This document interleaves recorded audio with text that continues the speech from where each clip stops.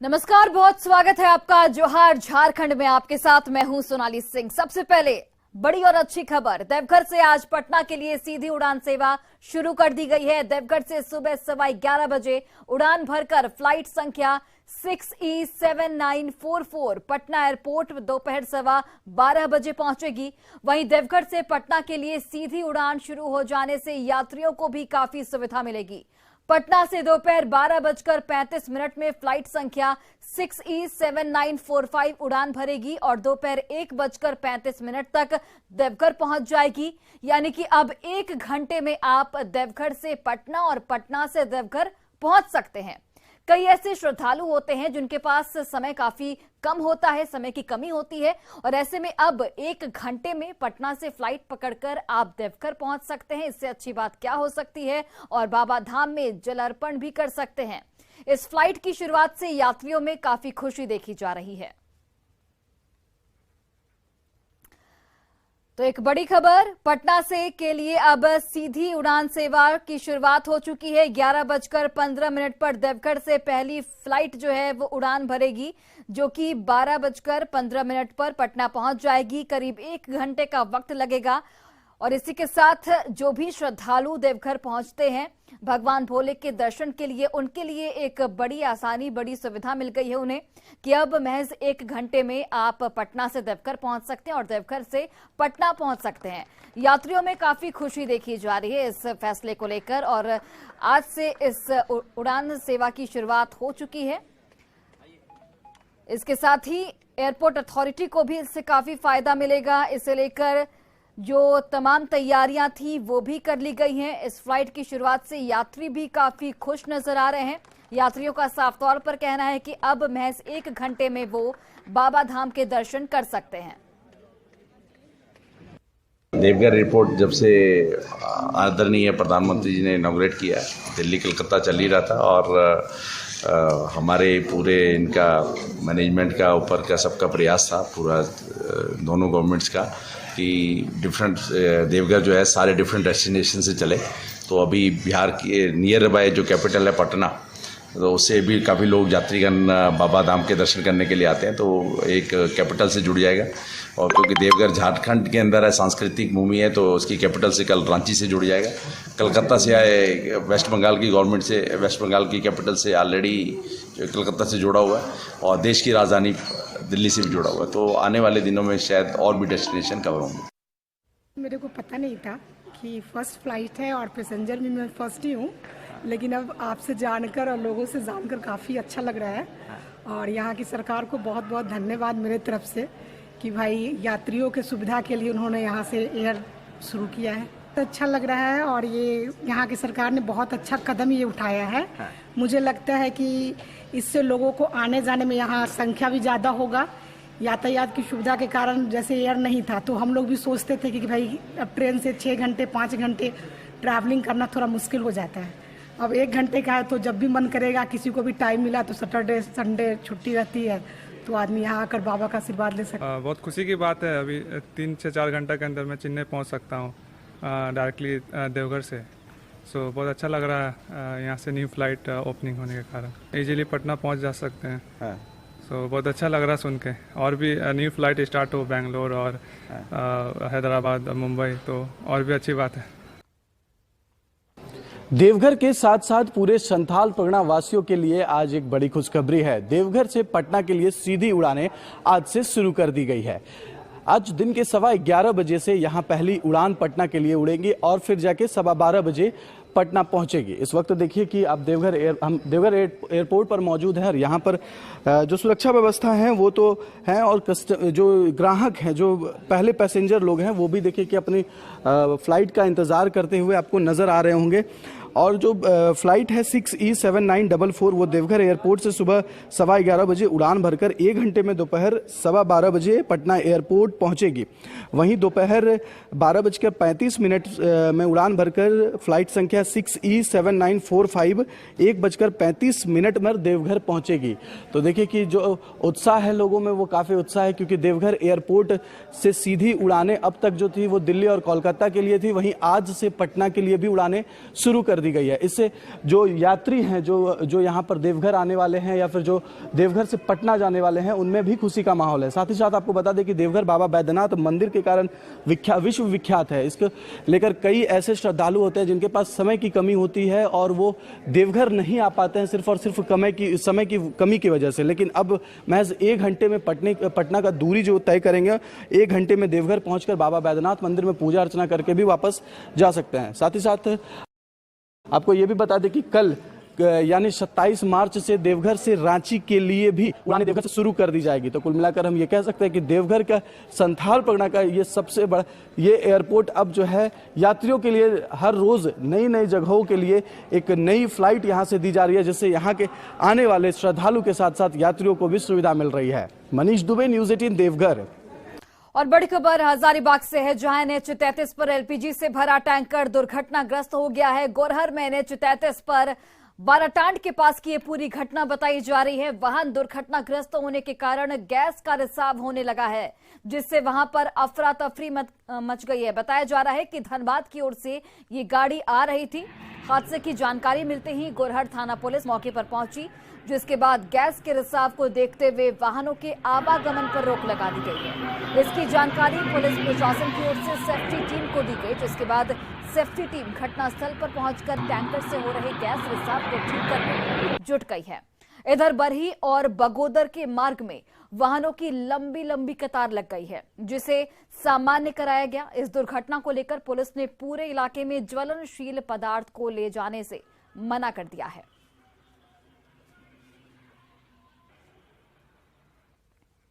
और चलिए अब बात करते हैं नशे की लत में जकड़े बचपन की। न्यूज़ 18 लगातार सरकार और स्थानीय प्रशासन को तस्वीरें दिखा रहा है। हम बच्चों की तस्वीरें और उनकी पहचान को नहीं बता सकते, लेकिन उसके बाद ही इन तस्वीरों को देखकर आप समझ सकते हैं कि रांची में बड़े पैमाने पर नशे का कारोबार फल फूल रहा है। छोटे छोटे बच्चे इसकी जद में आ चुके हैं। 6 से 14 साल के बच्चे खुलेआम नशा कर रहे हैं। रांची के किशोरगंज इलाके से संवाददाता रूपाली त्रिपाठी की इस रिपोर्ट को देखिए। राजधानी रांची के व्यस्ततम इलाके से एक ऐसी तस्वीर जहां पर आप सामने देखेंगे छोटे छोटे जो बच्चे हैं वो नशे की लत में एकदम धुत पड़े हुए हैं। इनको होश भी नहीं है कि बच्चे फिलहाल क्या कर रहे हैं। ये देखिए किस तरीके से बच्ची की आंखें जो है नशे में पूरी तरीके से नम है। बता दें कि अलग अलग तरीके का नशे का सेवन खुलेआम सड़कों पर बच्चे कर रहे हैं। बच्चे 1-2 नहीं, करीबन 10 से 15 बच्चे यहाँ पर हैं जो नशा कर सड़क पर खुलेआम है और प्रशासन की ठीक नाक के नीचे ये हो रहा है। बता दें कि इनके पीछे कई लोग हैं जो इस चीजों का उपलब्धि इन्हें पहुंचाते हैं और बच्चों को इस तरीके से जो भविष्य है वो राजधानी रांची का डूबता दिख रहा है। सामने देखिए तस्वीरों में किस तरीके से बच्चे जो हैं नशे की चपेट में, नशे की लत में, होश में नहीं है और आपस में ही एक दूसरे से लड़ाई भी कर रहे हैं। को समझाएगा कौन? ये लोग का भविष्य खराब हो रहा है। बड़ी बात है, मोहल्ला है, सब खुलेआम सुबह का समय है। बिल्कुल बिल्कुल। प्रशासन थाना कितना कारगर? कोई अलर्ट नहीं है इसमें। थाना वाला का सबसे बड़ा कमजोरी है, थाना वाला लोग कोई ध्यान नहीं देता है। बच्चे अमूमन ऐसे दिखते हैं डेली। बिल्कुल बिल्कुल, हमेशा का इन लोग का रवैया है। सुबह से लेकर एकदम रात तक यही लोग काम है। दिन भर नशा खाली करेगा, ताश खेलेगा, जुआ खेलेगा, चूनेगा, बिठेगा, बस यही काम। दिन तक नहीं पहुंची है, बच्चे स्कूल भी नहीं जाते हैं, दिन भर सड़क पर रहते हैं। वही बहुत खुलेआम बेधड़क नशीली पदार्थ इन तक पहुंचाई जा रही है, लगातार पहुंचाई जा रही है। और ये वही प्रभावित इलाका है राजधानी रांची का किशोरगंज, जहां पर प्रशासन बिल्कुल कारगर नहीं साबित हो रही है। लगातार ऐसी घटनाएं किशोरगंज से सामने आ रही है, लेकिन अब तक इस पर प्रशासन की ओर से बच्चों के हित में, लोगों के हित में कोई भी काम नहीं दिखाई दे रहा है। कैमरामैन संत के साथ रूपाली त्रिपाठी, न्यूज़ 18 रांची। और झारखंड के गिरिडीह जिले में एक ऐसा गांव है जहां धर्मांतरण का पहिया बहुत तेजी से घूमने के आरोप में लग रहे हैं और इसका निशाना बन रहे हैं भोले भाले आदिवासी। जिले के सदर प्रखंड के अंतर्गत आने वाले बेरोंदा गांव में करीब 1000 आदिवासी रहते हैं, लेकिन पिछले 10 से 15 वर्षों में 50% यानी कि करीब 500 आदिवासियों ने ईसाई धर्म अपना लिया है। इस धर्मांतरण के पीछे मिशनरियों की ओर से झांसा दिए जाने की बात भी सामने आ रही है, जैसे स्कूल में एडमिशन के साथ ही आर्थिक मदद करना, साथ ही अलग अलग बीमारियों से मुक्ति का झांसा देना। ग्राउंड जीरो से इस खबर पर अधिक जानकारी दे रहे हैं सहयोगी एजाज अहमद।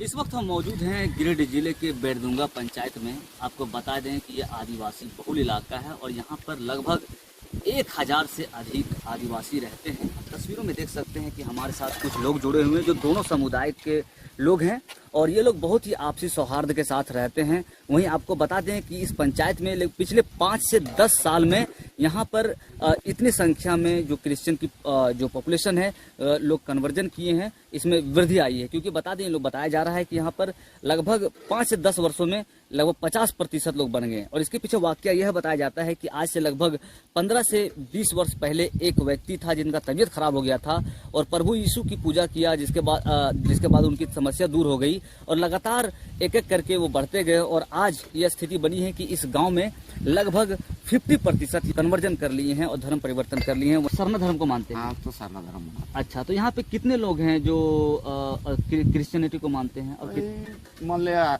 सब में मिला के 1000 आदमी है, मतलब 500 लगभग उन लोगों का बल बच्चा मिलके।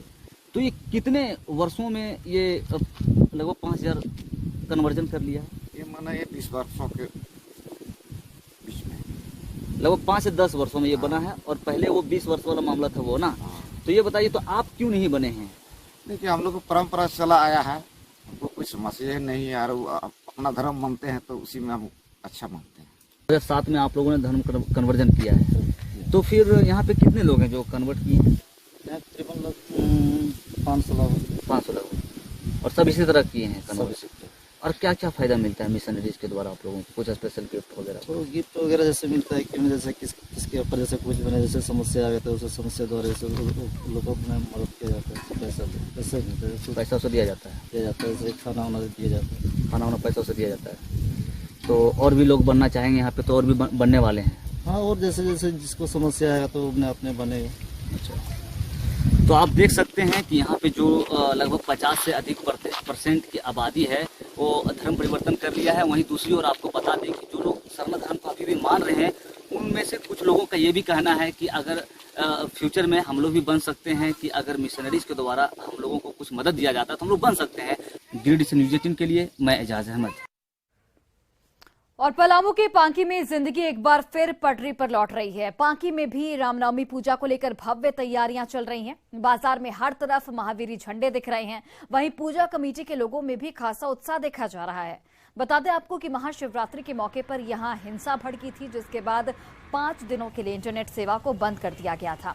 लंबे समय तक धारा 144 भी यहां पर लगाई गई थी, लेकिन अब रामनवमी को देखते हुए नई गाइडलाइन के तहत पूजा के आयोजन को मंजूरी दे दी गई है। वहीं रामनवमी पूजा कमेटी की ओर से भव्य आयोजन की हर तैयारी कर ली गई है। कैसी है यहां पर पूजा की तैयारी, जानने की कोशिश की सहयोगी नीलकमल ने। लगातार जो रामनवमी पूजा को लेकर है, पूजा कमेटी के जो लोग हैं और यहाँ के स्थानीय जो पंचायत प्रतिनिधि लोग हैं, वो भी पूरी तरह से तैयारी किए हैं। आप देख सकते हैं कि ये पांकी बाजार का राम जानकी मंदिर के समीप ये पूजा कमेटी के लोग यहाँ पे खड़े हैं। हम इनसे जानने की कोशिश करते हैं कि चूंकि पिछले माह जिस तरह से माहौल बना था शिवरात्रि, सब तरीका से उत्साह से मनाया जा रहा है। क्योंकि हम लोगों का एकम का दिन आगाज था, करीब 500 मोटरसाइकिल से लोग क्षेत्र भ्रमण किए थे और इस बार मंगला जुलूस की तैयारी है। मंगलवार को सासा पार्टी के साथ मंगला जुलूस जो हर साल निकलती है वो तैयारी है। जागरण का प्रोग्राम है। मंगलवार को मंगलवारी जुलूस निकलेगा, इसमें सभी शोभा यात्रा में हम लोग चौक होते हुए, जेरी चौक होते हुए फिर पुनः मंदिर में आएंगे और 30 तारीख को सभी अखाड़ा मिलकर रामनवमी जुलूस निकालेंगे।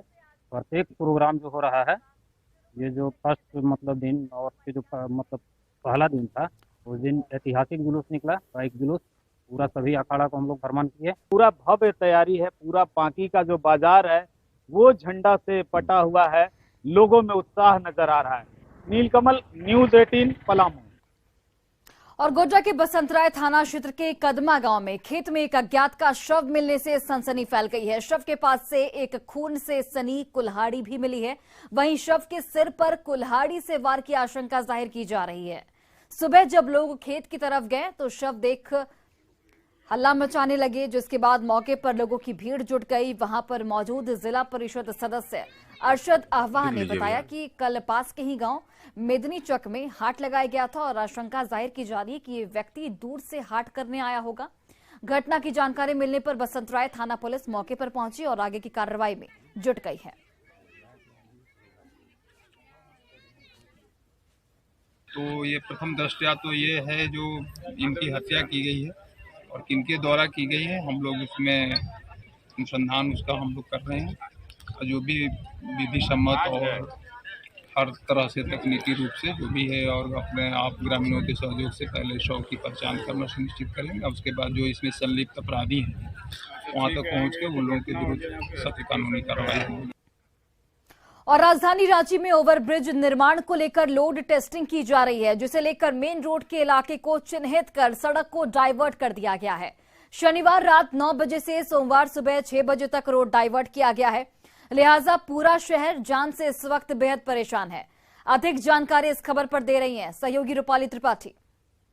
राजधानी रांची में पुल निर्माण को लेकर सड़क को डाइवर्ट कर दिया गया, जहां पर मेन रोड का सड़क डाइवर्टेड है, जिस वजह से जो सारा लोड है वो कटरू के ओवर ब्रिज पे आया है। बता दें कि शनिवार की रात 9 बजे से सोमवार की सुबह 6 बजे तक रूट डाइवर्जन किया गया है ताकि जो लोड टेस्टिंग है ब्रिज की वो की जा सके। इसका सीधा असर आज शहर में देखने को मिल रहा है।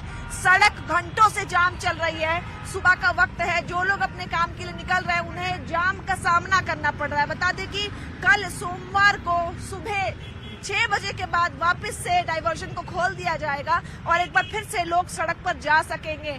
जो निर्माण कार्य है ब्रिज का वो 1 साल तक पूर्ण करने का अनुमान है। लोग फिर से उस ब्रिज का सेवन कर पाएंगे। कैमरामैन संत के साथ रूपाली त्रिपाठी, न्यूज़ 18 रांची। और गढ़वा शहर से सटे लहसुनिया पहाड़ पर अचानक आग लगने से अफरा तफरी का माहौल बन गया। इसी पहाड़ पर घटवार बाबा का आश्रम भी मौजूद है। आश्रम में बैठे लोगों को जैसे ही आग लगने की जानकारी मिली, उन्होंने पहाड़ के नीचे रहने वाले लोगों को इसकी जानकारी दी, जिसके बाद मौके पर पहुंची पुलिस ने आग पर काबू पाया। इस अगलगी की घटना में कोई हताहत नहीं हुआ है, लेकिन कई बेशकीमती जड़ी बूटी और पौधे नष्ट हो गए हैं। समय रहते आग पर काबू नहीं पाया जाता तो आश्रम के भी चपेट में आने की आशंका जताई जा रही थी। हेलो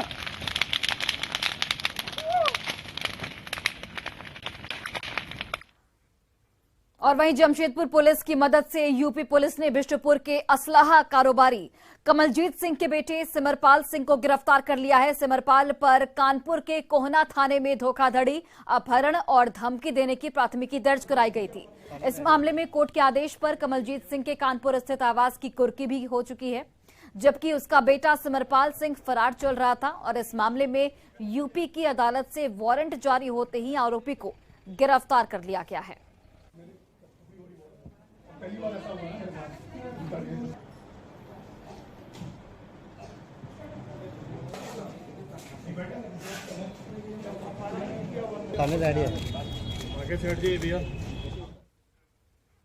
और फिलहाल इस बुलेटिन में बस इतना ही, लेकिन एक नजर अभी तक के हेडलाइंस पर। Headlines presented by elegant steel, India's number 1 QST बार। भरोसा दिखता नहीं टिकता है। देवघर से पटना के लिए आज से डायरेक्ट फ्लाइट शुरू। अब 1 घंटे में पहुंच सकेंगे बिहार की राजधानी। झारखंड के साथ बिहार के भी लोगों में दिख रहा उत्साह। हजारीबाग में NH 33 पर LPG भरा टैंकर दुर्घटनाग्रस्त। गैस रिसाव को देखते हुए सेफ्टी टीम मौके पर मौजूद। इलाके में ज्वलनशील पदार्थों के इस्तेमाल पर रोक। गिरिडीह में ईसाई मिशनरीज के निशाने पर बेरदोंगा गांव सरना धर्म छोड़कर क्रिश्चियन बनी आधी आबादी। आर्थिक मदद का दिया जा रहा झांसा। पलामू के पांकी में पटरी पर लौट रही जिंदगी। रामनवमी को लेकर महावीरी झंडे से पटा बाजार। भव्य आयोजन की तैयारी। प्रशासन ने पूजा को लेकर जारी की गाइडलाइन। और अब से थोड़ी ही देर में पीएम मोदी करेंगे मन की बात। आज मन की बात का है 99वां एपिसोड। देशवासियों से साझा करेंगे समसामयिक मुद्दों पर विचार। Headlines presented by elegant steel, India's number 1 QST बार। भरोसा दिखता नहीं टिकता है।